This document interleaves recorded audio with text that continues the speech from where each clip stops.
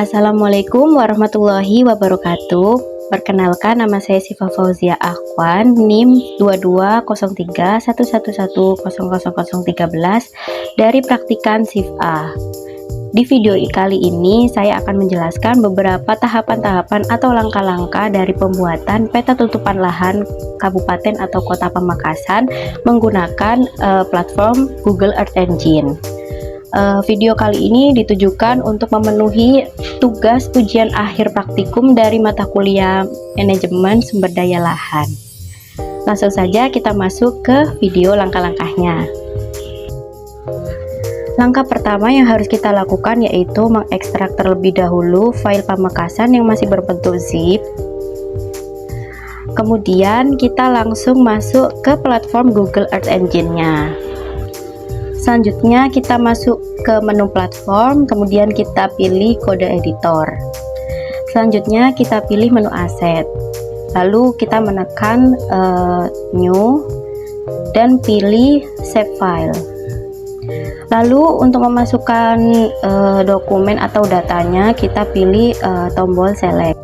File-file yang dapat digunakan yaitu file-file yang memiliki format AR-SHP, AR-SHX, dan AR-DBF. Kemudian kita ubah aset name-nya menjadi nama sesuai keinginan. Nah, di sini saya memakai nama Pamekasan sesuai dengan kabupaten atau kota yang ingin saya gunakan. Kemudian kita langsung masuk ke menu task untuk melihat file yang sudah kita masukkan tadi. Nah, apabila masih loading, kita tunggu sebentar sampai warnanya itu berubah menjadi biru. Selanjutnya kita kembali ke menu aset. Kemudian kita bisa mengeklik panah berwarna biru pada file Pamekasan sehingga muncul pada new script. Kemudian kita perlu mengubah table menjadi Pamekasan.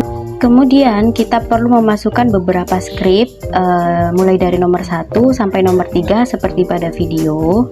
Kemudian kita langsung klik run sehingga peta menunjukkan wilayah Pamekasan.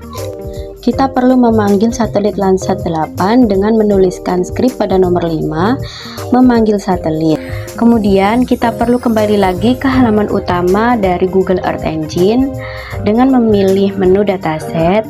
Kemudian kita pilih Landsat, dan di Landsat ini kita perlu menyekrolnya ke bawah sedikit hingga menemukan Landsat 8. Lalu kita pilih. Pada Landsat 8 kita memilih Surface Reflectance. Kemudian di sini terdapat Earth Engine Snip yang harus kita copy. Lalu kita harus kembali lagi ke new script dan menuliskan var dataset pada nomor 6 sama dengan baru kita masukkan hasil kopian yang tadi ke nomor 6. Lalu melanjutkan memasukkan script pada nomor 7 sampai nomor 9. Nah, pada script nomor 9 atau filter metadata digunakan untuk meminimalisir tutupan awan. Kemudian kita perlu mengetikkan print dataset. Kemudian kita mengetikkan print dataset pada script nomor 10. Lalu kita perlu menampilkan satelit di atas petanya, sehingga kita perlu menuliskan script pada nomor 11, map at layer dataset, kemudian kita run. Kita lanjut dengan melakukan cloud masking dengan memasukkan beberapa script seperti pada video. Jika sudah, kita langsung melanjutkan pengisian script pada nomor 25 yaitu menerapkan cloud masking pada peta dan melanjutkannya mengisi script nomor 26 sampai 28 seperti pada video. Kemudian kita perlu menampilkan peta di panel map dengan mengisikan script pada nomor 29 map at layer apply seperti pada video. Lalu kita klik run. Kemudian kita perlu menghapus script pada nomor 11. Lalu kita lakukan run lagi. Untuk mengubah tampilan peta kita perlu masuk ke menu layer. Nah, pada layer kedua terdapat icon gerigi, itu bisa kita pencet. Lalu kita bisa mengubah dari kiri ke kanan Itu yang awalnya SRB1 itu jadi SRB4, kemudian geser ke kanan lagi SRB3, lalu SRB2. Dan pada menu custom kita bisa menggantinya menjadi stretch 100%, lalu apply sehingga peta itu menjadi terlihat lebih jelas. Lalu kita bisa klik import. Nah, hasil import yang telah kita lakukan tadi bisa dilihat pada bagian paling atas pada script. Kemudian kita perlu menambahkan pada script nomor 28 setelah apply, diisi dengan hasil copy dari image Visparam, lalu menamai layer dengan nama Pamekasan. Lalu kita bisa klik run. Lalu kita bisa mengetikkan pada script nomor 30 mendefinisikan band. Lalu lanjut mengisi script pada nomor 31 seperti pada video. Nah, di sini kita perlu mengcopy band yang ada pada menu konsol dari SRB1 sampai SRB7 seperti pada video. Sebelum melakukan klasifikasi lahan, kita perlu mendefinisikan atau mengambil sampel dari lahan tersebut. Langkah yang perlu kita lakukan yaitu kita bisa memilih menu add a marker pada kiri tengah. Kemudian kita bisa mengubah nama menjadi pemukiman dengan import as feature collection, dan properti kita tuliskan klasifikasi dan value-nya untuk pemukiman ini 0. Lalu kemudian kita perlu menambahkan new layer untuk lahan pertanian dengan import as-nya sama, yaitu feature collection. Propertinya juga diisi dengan klasifikasi, dan value-nya ini kita isi angka 1. Kita perlu menambahkan satu lagi new layer untuk vegetasi, di mana import as-nya sama seperti dua sebelumnya, yaitu feature collection, dan propertinya kita bisa isikan klasifikasi, dan untuk value-nya kita bisa isikan dengan angka 2. Lalu kita bisa memulai mengambil sampelnya. Apabila petanya ini terlihat kurang jelas, kita bisa mengubah mode petanya menjadi mode satelit. Nah, di sini pengambilan sampel yang saya lakukan dari pemukiman, lahan pertanian sampai vegetasi, saya mengambil masing-masing ini 20 sampel.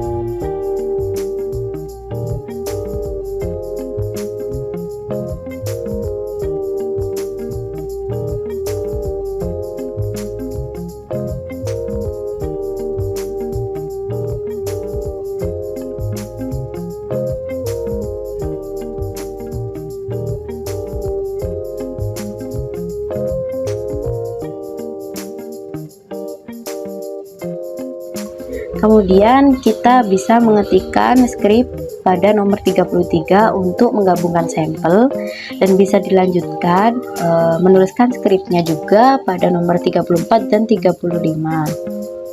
Lalu tidak lupa untuk klik run.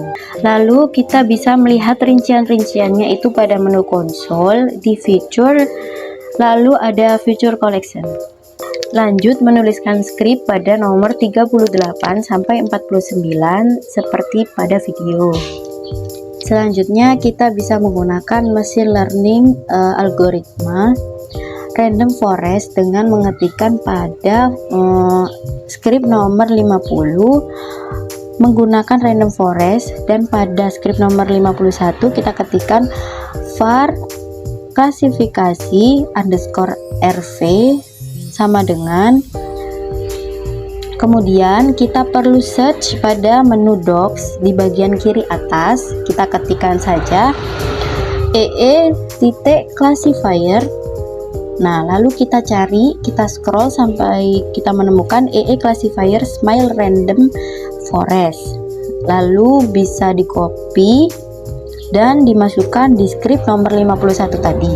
Lalu kita bisa tuliskan angka 3, di mana angka 3 ini sesuai dengan jumlah kelas yang sudah kita masukkan tadi, dan melanjutkan mengisi script sampai nomor 56 sesuai dengan video.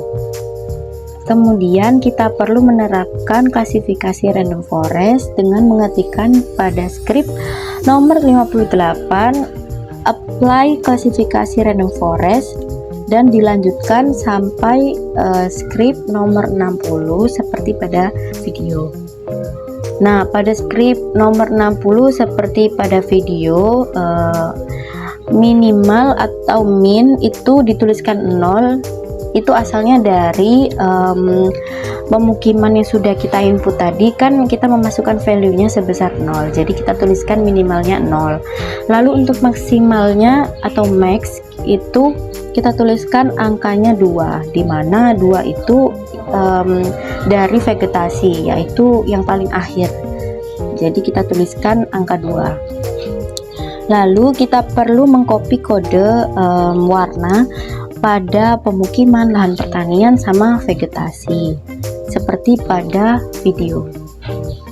Lalu kita perlu menampilkan hasil klasifikasi dengan menuliskannya pada script nomor 62. Lalu pada script nomor 63 kita bisa ketikkan print klasifikasi, dan untuk menampilkan pada peta kita bisa tulis pada script nomor 64 map at layer, dan memberi nama layer dengan nama klasifikasi RF, lalu kita run.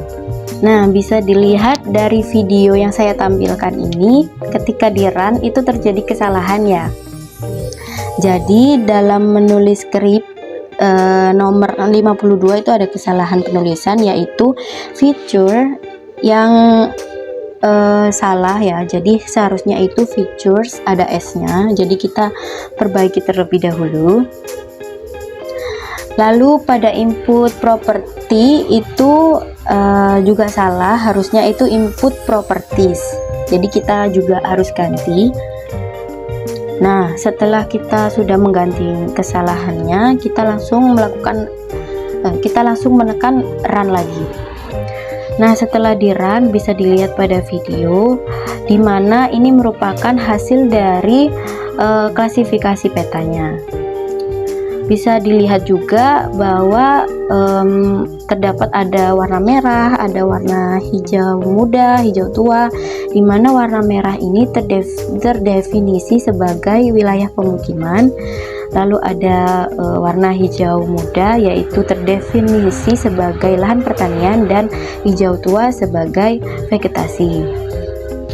Nah, untuk langkah selanjutnya kita perlu membuat grafik tutupan lahan dengan langkah-langkah seperti pada video. Nah, pada script nomor 27 kita perlu memasukkan UX chart image by class yang dapat dicari pada menu Docs. Lalu kita bisa mengkopinya dan memasukkannya pada script, lalu menjabarkan image, class band, dan lain-lain seperti pada video. Kemudian kita perlu memberi nama kelas pada grafik dengan cara seperti yang ditampilkan pada video. Lalu pada script series itu kita juga membutuhkan lagi kode warna-warna yang sudah kita pernah lakukan di script-script sebelumnya, yaitu dengan mengcopy dan mempastenya. Lalu pada script nomor 84 kita bisa mengetikkan print chart, kemudian kita bisa klik run. Nah, ternyata setelah diklik run itu terdapat beberapa kesalahan-kesalahan, yaitu seperti pada script nomor 67 bisa dilihat bahwa harusnya di akhir itu diakhiri dengan kurung kurawa baru kurung biasa. Jadi kita ganti dulu. Setelah itu akan muncul grafik penggunaan lahan Kabupaten Pamekasan pada tahun 2013 pada menu konsul di bagian kanan atas. Dan untuk mengunduhnya kita bisa menekan panah yang menghadap ke atas itu, kita tekan, lalu kita tunggu sebentar. Untuk mendownloadnya kita langsung pencet download PNG untuk download secara format gambar. Berdasarkan grafik penggunaan lahan Kabupaten Pamekasan pada tahun 2023 dapat dilihat bahwa terdapat 3 kelas dengan warna yang berbeda-beda, di mana warna merah ini dimiliki oleh pemukiman, warna hijau muda dimiliki oleh lahan pertanian, dan warna hijau tua itu dimiliki oleh vegetasi. Pada grafik dapat dilihat pula bahwa di Kabupaten Pamekasan pada kelas vegetasi memiliki luas lahan hingga mencapai 5,8 km persegi.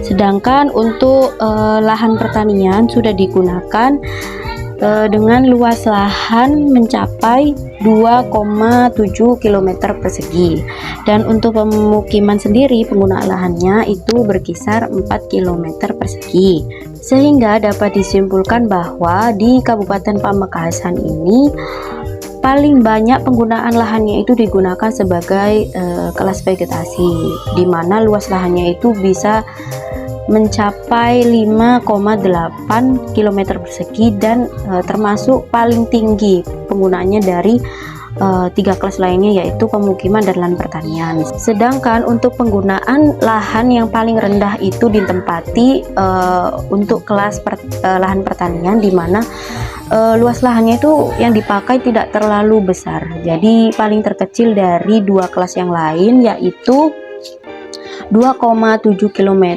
persegi saja. Sekian video dari saya, kurang lebihnya mohon dimaafkan. Wassalamualaikum warahmatullahi wabarakatuh.